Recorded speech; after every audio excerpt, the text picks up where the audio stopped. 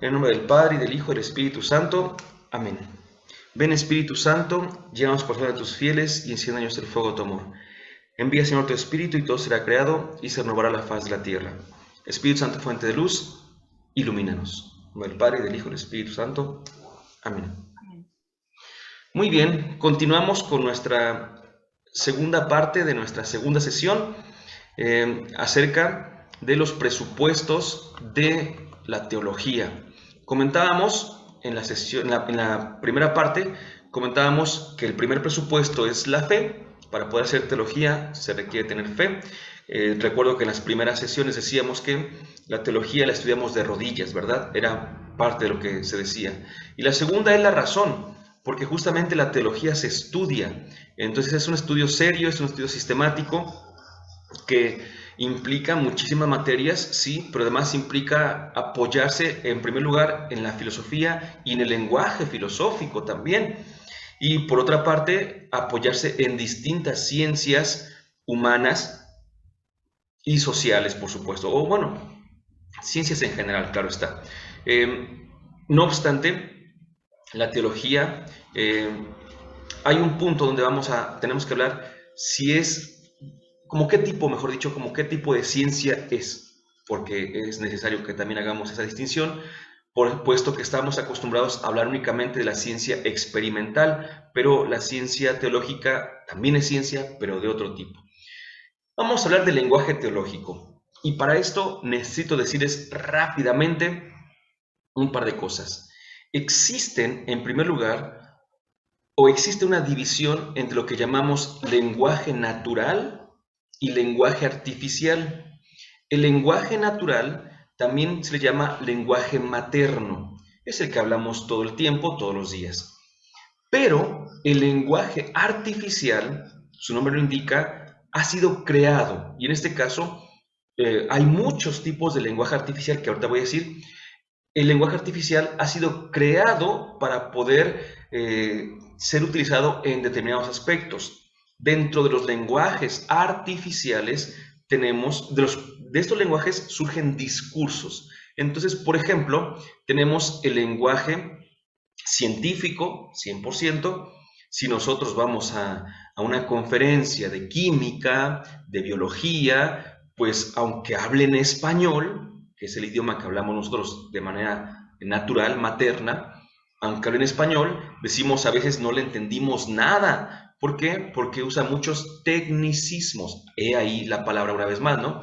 Entonces, lenguaje técnico es ese. Por ejemplo, también está el discurso que viene del lenguaje político. El lenguaje político también tiene sus propias características, sus propias estructuras, y entonces también es un lenguaje técnico. Aunque se hable español, también tiene su propia forma de expresarse.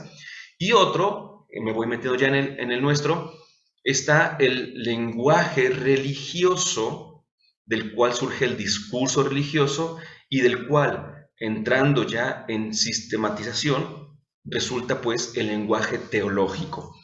Aunque hablemos español, cuando hacemos teología necesitamos utilizar un lenguaje propio.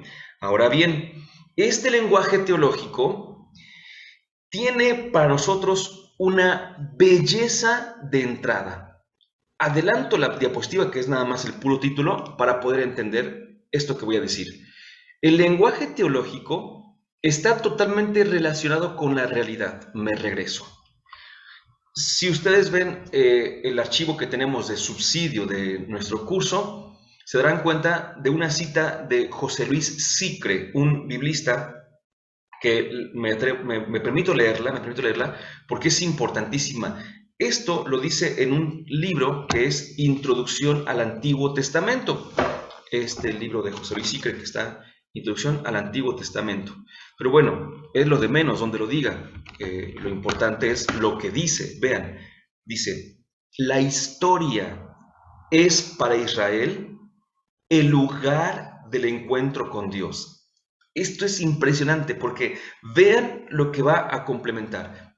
Repito, la historia es para Israel el lugar del encuentro con Dios. La fe de este pueblo no se basa en mitos atemporales como justamente otras naciones, otros pueblos, ajenas o ajenos, perdón, esos mitos al espacio y al tiempo que nos rodean. No, no, no, no, no, para nada.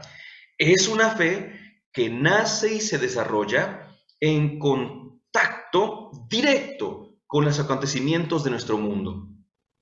Es decir, a través de ellos, Dios revela su amor. A través de ellos, Dios revela su amor, su perdón, su interés por el hombre, su afán de justicia, sus deseos y planes con respecto a la humanidad. No es, me maravilla esta afirmación, no es una revelación que cae del cielo, perfectamente esbozada y concretada en todos sus pormenores. No, no, no, no. Que sea así de una vez y para siempre. No, no, no. Dios se revela poco a poco, paso a paso, no a través de un libro, sino a lo largo de la vida. Es impresionante que nos demos cuenta cómo la revelación de Dios, donde acontece en nuestro día a día, ¿sí? En las cosas que vamos experimentando y viviendo todos en lo ordinario. Para Israel así fue.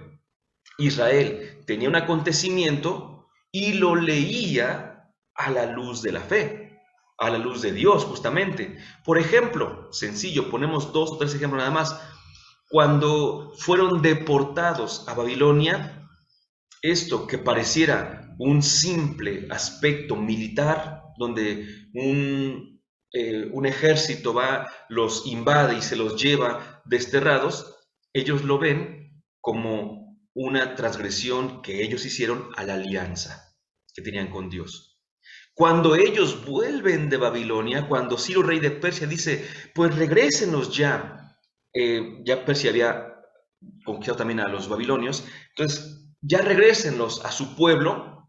Es una acción que uno puede decir totalmente del monarca, del rey, pero ellos lo leen a la luz de la fe y dicen, Dios tocó el corazón de Ciro para que nos regresara a nuestra tierra.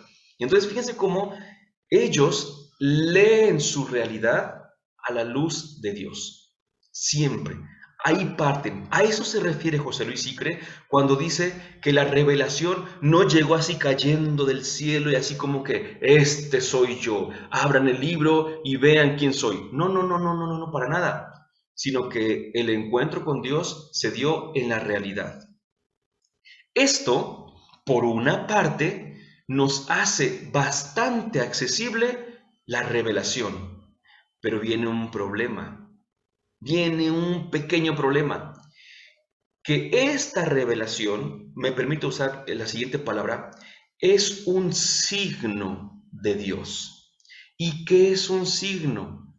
Algo que hace las veces de la cosa cuando esa cosa no está.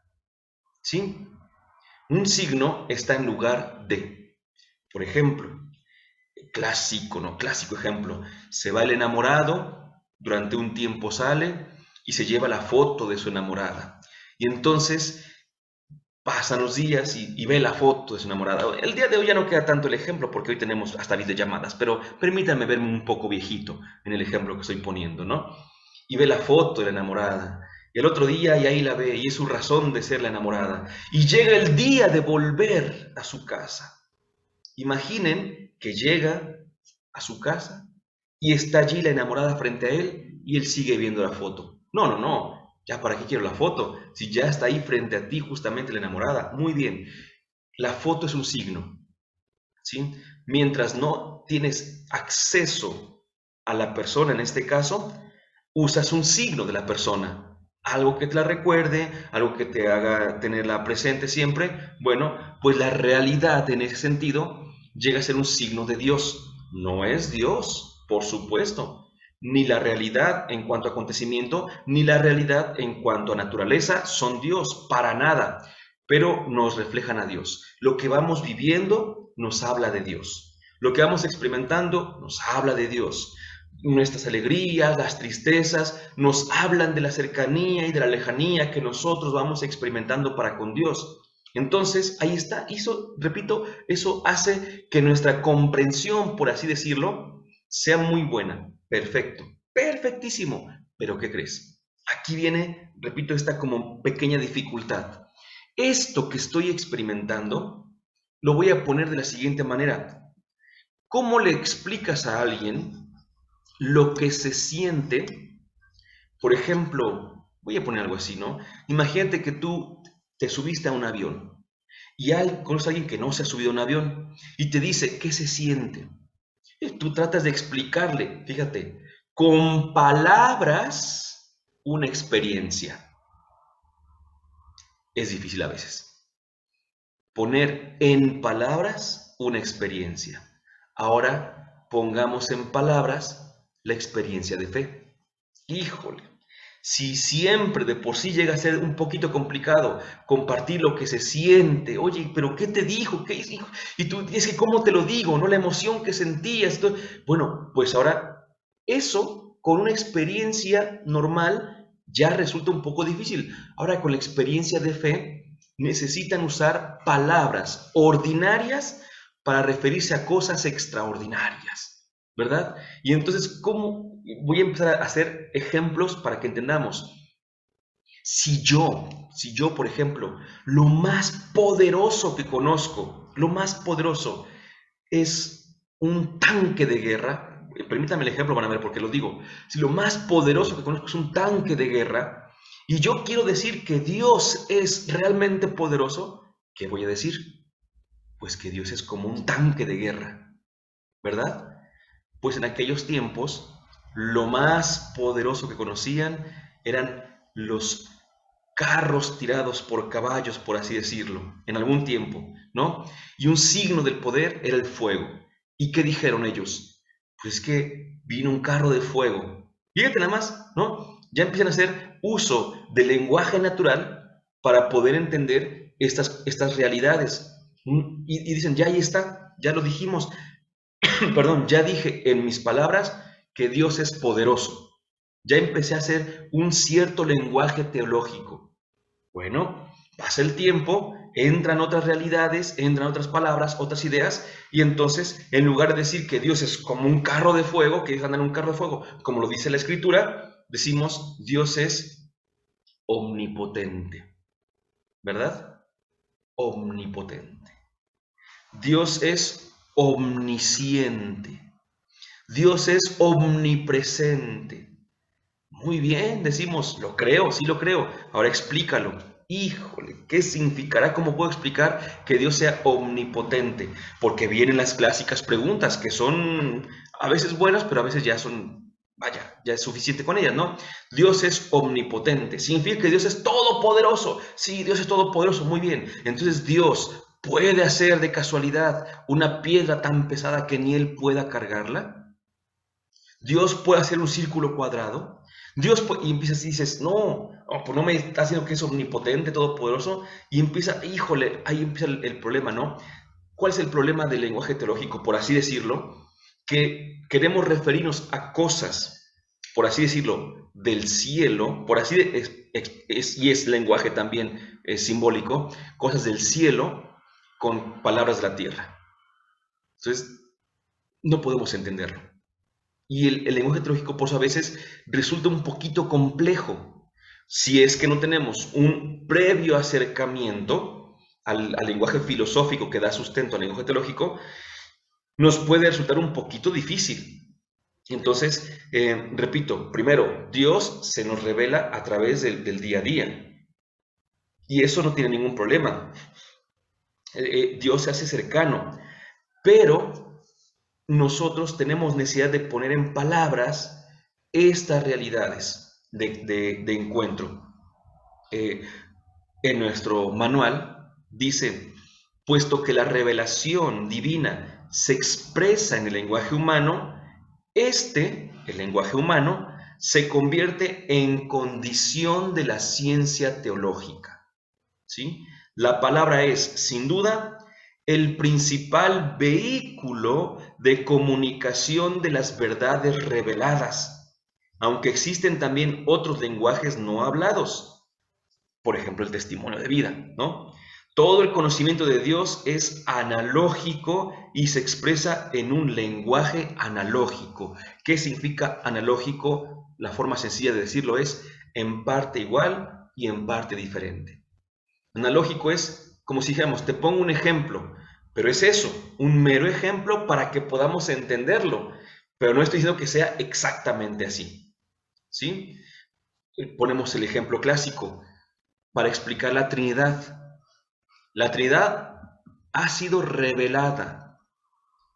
Tuvimos un curso que pueden buscar en YouTube, que es Ruach, sobre el Espíritu de Dios. Y en este curso decíamos que en el día del Pentecostés, o el día de la manifestación del Espíritu, no solamente se manifiesta el Espíritu Santo, sino que se manifestó la Trinidad. ¿A qué me refiero? A que ahí nos dimos cuenta de que Dios era uno y tres personas distintas. Un solo Dios, tres personas. Muy bien, la Trinidad, excelente. Ahora explícalo.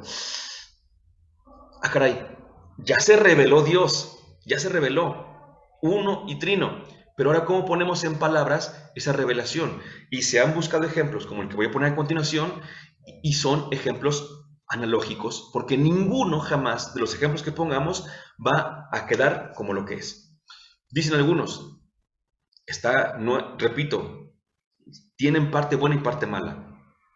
Si pones tres cerillos prendidos y los pones juntos, ¿cuántas llamas hay? Pues nada más hay una llama. Muy bien, un solo Dios. ¿Cuántos cerillos hay? Tres diferentes, tres personas. Bueno, pues puede ser, pero resulta que quitas el cerillo y se hacen tres llamas. Chin, ya no fue, ¿verdad? Decía uno de una manera más coloquial, es como el agua de limón, ¿verdad? Está el agua, está el limón y está el azúcar, tres cosas distintas. Y cuando las unes, ya tienes el agua de limón. Muy bien, ya quedó explicada la Trinidad casi casi. No, porque el agua en sí misma ya es algo y el limón es algo diferente al agua. Chin, y aquí las personas divinas son las tres Dios. Entonces, sí, como un solo Dios, pero tres personas distintas, ¿no? Entonces, todos los ejemplos nos pueden acercar, pero en parte sí y en parte no, ¿verdad? La analogía es justamente eso, que cuando decimos algo de las realidades divinas, de la revelación misma, no lo vamos a decir nunca literalmente, sino analógicamente. No se dice literalmente, se dice unívocamente. Pero para que entendamos rápido, no se dice de una sola manera, y es así y ya quedó. No, se dice de manera analógica. El Catecismo de la Iglesia Católica, número 40, dice justamente eso. Dice, nuestro conocimiento de Dios es limitado, por tanto, nuestro lenguaje sobre Él también lo es. Aún así, nos atrevemos a hacer teología. Dice el Catecismo justamente también. No creemos en las fórmulas, sino en las realidades que éstas expresan y que la fe nos permite tocar. El acto de fe del creyente no se detiene en el enunciado, sino en la realidad enunciada. Sin embargo, nos acercamos a estas realidades con ayuda de las formulaciones de la fe, insisto. Estas permiten expresar y transmitir la fe, celebrarla en comunidad, asimilarla y vivir de ella cada vez más. Ya entendí cuál es una de las cuestiones importantes de esto que estamos comentando. Perfecto, ¿cuál es? Mira, la realidad la pongo en palabras porque las palabras las puedo transmitir a los demás, ¿sí? No me quedo con la pura palabra, sino que es mi deber entender a qué se refiere esa palabra. Todo signo debe tener un significado. Un signo sin significado sobra. Sobra un signo que no tenga significado. Las palabras son signos. Entonces, una palabra que esté vacía, no solamente no va a decir nada, sino que está sobrando. El lenguaje teológico parte de lo revelado, y a esto revelado le ponemos una palabra, pero esa palabra no la va realmente a abarcar. Por ejemplo, nosotros hemos dicho, Dios nos ve, y podemos afirmar que Dios nos ve. No tendríamos mayor problema en afirmarlo. Pero adivina qué, si nosotros somos estrictos, diríamos que para poder ver se requiere de ojos, y Dios no tiene ojos. pero entonces sí nos ve o no nos ve, sí, sí nos ve, pero no tiene ojos, no, no tiene ojos. Y entonces eso es analogía, perdón, eso es analógico. Es analógico, que sí nos ve, pero es una forma de decir que Dios está en ese contacto con nosotros, no porque tenga ojos, sino porque ve de alguna manera que solamente Él puede comprender. Dios nos oye cuando oramos, claro que nos oye, pero para decir que oímos se requiere de oídos, y Dios tampoco tiene oídos.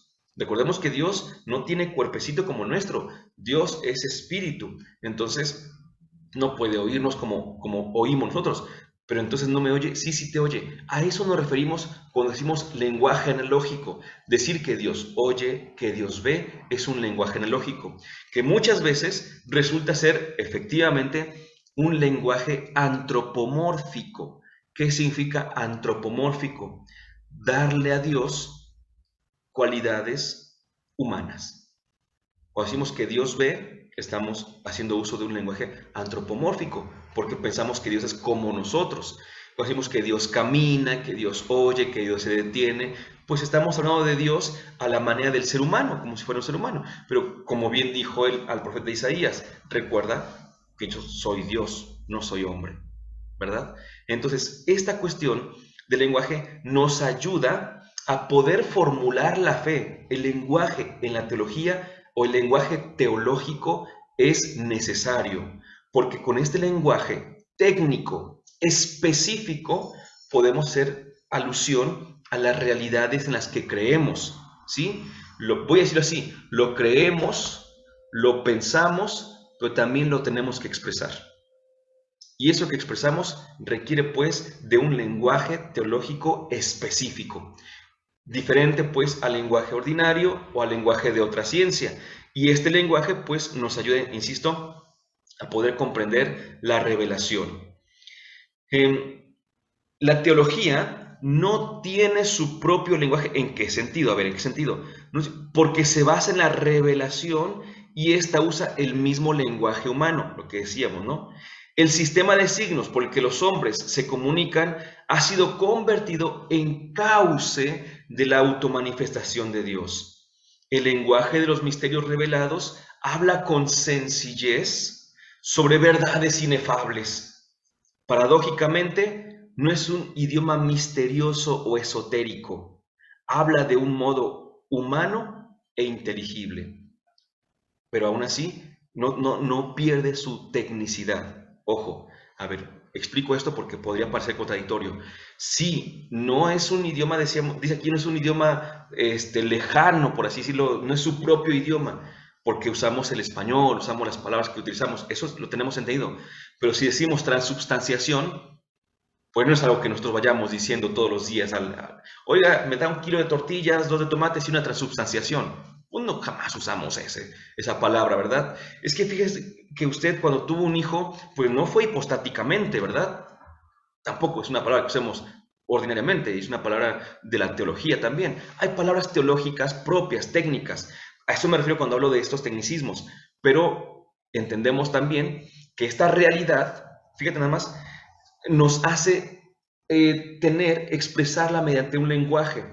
Pero este lenguaje, y esto es lo impresionante con el último tema, este lenguaje a su vez tiene impacto en la realidad.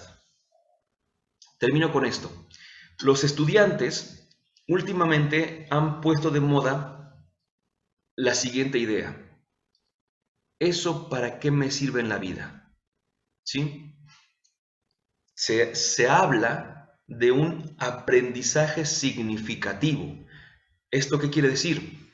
Bueno, que cuando el estudiante ve que eso que está estudiando le ayuda en su vida, entonces lo valora. Pero si lo ve lejano a lo que va a hacer todos los días, no lo valora. Entonces, ¿qué tiene que ver con mi vida? Pues a veces aquí pasa algo muy parecido. No estoy diciendo que sea lo mejor para el estudio, pero sí es algo que tiene también una importancia grande.